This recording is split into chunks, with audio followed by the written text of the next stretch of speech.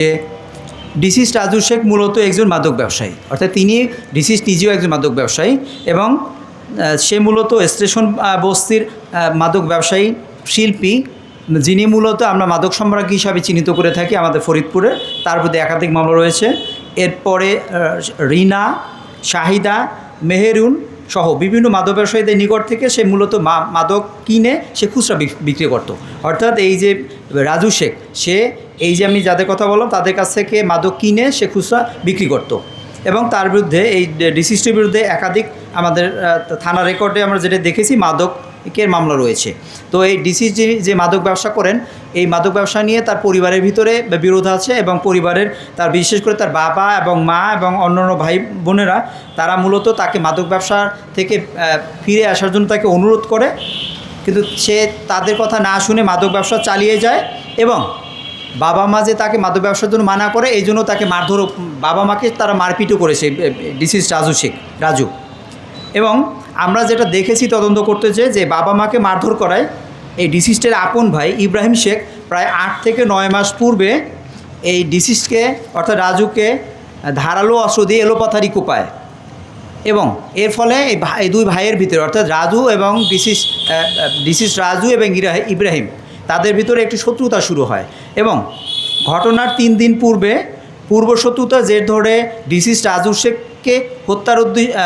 হত্যার উদ্দেশ্যে ইব্রাহিমকে অর্থাৎ নিজের ভাইকে কোপ দেয় 3 দিন পূর্বে এবং তাকে গলায় ছুরি চালিয়ে হত্যার চেষ্টা করে, কিন্তু ইব্রাহিম পালিয়ে যেতে সক্ষম হয়। যেভাবে মানে যে কোনোভাবে হোক ইব্রাহিম পালিয়ে যায়। তো ইব্রাহিম পালিয়ে গেলেও তার মনের ভিতর একটা ক্ষোভ রয়ে যায় যে তার মাদকাসক্ত ভাই এবং মাদক ব্যবসায়ী ভাই তাকে হত্যার যেহেতু চেষ্টা করেছে, সে এর প্রতিশোধ নেওয়ার জন্য সে চেষ্টা করে এবং তাকে মেরে ফেলার একটি শখ করে। অর্থাৎ ডিসিজড রাজুর ভাই ইব্রাহিম সে ডিসিজকে হত্যা করার জন্য সে ইতিমধ্যে পরিকল্পনা করে ফেলে, কারণ তাকে হত্যার চেষ্টা করেছে এই ডিসিজ রাজু।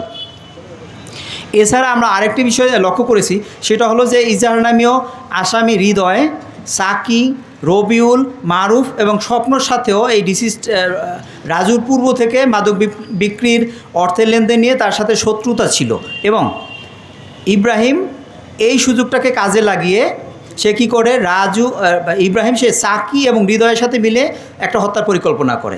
এইখানে আমরা এই যে আসামি হৃদয়ের কিন্তু সংশ্লিষ্টতা আমি পেয়ে গেলাম। আপনারা জানেন যে আসামি হৃদয় সে হলো মাদক ব্যবসায়ী বা মাদক সম্রাজ্ঞী শিল্পীর মেয়ের জামাই এবং তার বিরুদ্ধে প্রায় 20 থেকে 22টি মামলা রয়েছে, শিল্পীর এবং হৃদয়েরও মামলা রয়েছে। তো হৃদয়ে এই সিনে চলে আসে এবং সে ইব্রাহিম সে এই তার ভাইকে আপন ভাইকে হত্যা করার জন্য সে সাকি এবং হৃদয়ের সাথে মিলে একটি পরিকল্পনা করে এবং সে পরিকল্পনা অনুযায়ী তারা কি করে, ঘটনার দিন ভিকটিম রাজুর অবস্থান তারা নিশ্চিত করে এবং তারা 3 জন সহ অর্থাৎ এই 3 জন অর্থাৎ ইব্রাহিম, সাকি এবং হৃদয়, এদের সাথে আরও 3 জন যোগ হয়। তারা হলো স্বপ্ন, রবিউল এবং মারুফ। এরাও সবাই মাদক ব্যবসায়ী। এরা ওই ঘটনার দিন অর্থাৎ 2/3/2026 তারিখ রাত্র অনুমান 21:15 ঘটিকার সময় পৌর স্টেশন মাছ বাজারের দিকে যায় এবং হৃদয় মুরাদের মাংসের দোকানের সামনে গিয়ে বসে থাকে। কার জন্য? ডিসিজ রাজুর জন্য। তো ওই সময় ডিসিজ রাজু চলে আসে, ওই মুরাদের মাংসের দোকানে চলে আসে এবং আসার সাথে সাথে পূর্ব পরিকল্পনা মোতাবেক আসামি হৃদয় রাজুকে ডাক দেয় এবং তার কাছে 2টি ইয়াবা ট্যাবলেট চায় যে আমাকে 2টি ইয়াবা ট্যাবলেট দাও, আমি কিনবো। তো তখন রাজু বলে যে আমার কাছে নাই, আমার বাসায় আছে, কিন্তু নগদ টাকা দিয়ে কিনতে হবে।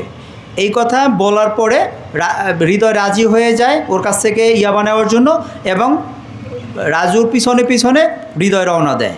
কিন্তু তাদের যে দূরভিসন্ধি ছিল, রাজু যাওয়ার সাথে একটু সামনে আগাবার সাথে সাথেই প্রথমে হৃদয় তাকে পিছন থেকে ধরে ফেলে, জাপটে ধরে এবং অন্ধকারে উৎপেতে থাকা অর্থাৎ তাদের সঙ্গী সাকি, রবিউল, মারুফ, স্বপ্ন এবং ইব্রাহিম তারা একযোগে ওই ডিসিজ রাজুকে আক্রমণ করে এবং তাদের হাতে থাকা চাপাতি এবং সোরা দিয়ে তারা এই ডিসিজ অর্থাৎ রাজুকে এলোপাথারিভাবে কোপাতে শুরু করে। তো রাজু একাধিক কোপ খেয়ে রাস্তার উপরে শুয়ে পড়ে এবং আসামিরা অর্থাৎ ওই 6 জন সহ অজ্ঞাতনামারা তারা রাজুকে মৃত ভেবে ওই ঘটনাস্থলে ফেলে রেখে চলে যায়। তো ঘটনার পরে তারা কি করে যে তারা আরমান এবং হানিফের সহযোগিতায় তারা মাইক্রোবাসে করে ওই রাতেই ঢাকায় পালিয়ে যায় এবং তারা বিভিন্ন স্থানে অবস্থান করে, অর্থাৎ তারা বিভিন্ন সময় স্থান চেঞ্জ করে, অবস্থান পরিবর্তন করে সর্বশেষ তারা পাবনার সাতিয়াতে গিয়ে তারা গা ঢাকা দেয়। তো আমরা গোপন তথ্য এবং প্রযুক্তি সহযোগিতায় আমরা প্রথমে পাবনার সাতিয়া থেকে আসামি হৃদয় এবং মারুফকে আমরা সাতিয়া থেকে অ্যারেস্ট করি এবং ডিসিস্টের ভাই অর্থাৎ আসামি ইব্রাহিমকে আমরা স্টেশন বস্তি থেকে আমরা গ্রেপ্তার করি। তো এখন পর্যন্ত আমরা এই ঘটনায় সর্বমোট 8 জন এজাহারনামী আসামিকে গ্রেপ্তার করতে সক্ষম হয়েছি এবং আমরা আসামিদেরকে বিজ্ঞ আদালতে আজকেই প্রেরণ করব এবং আমরা আশা করছি বিজ্ঞ আদালতে বিশেষ করে আসামি হৃদয়, আসামি ইব্রাহিম অর্থাৎ আপন ভাই, সে বিজ্ঞ আদালতে কার্যবিধি 164 ধারায় জবানবন্দি দিবে এবং ঘটনা সম্পর্কে আমরা বিস্তারিত জানতে পারবো এবং মামলার যে মূল যে রহস্য সেইটা উদ্ঘাটিত হবে এবং আমরা ন্যায় বিচার প্রতিষ্ঠা করতে সক্ষম হব।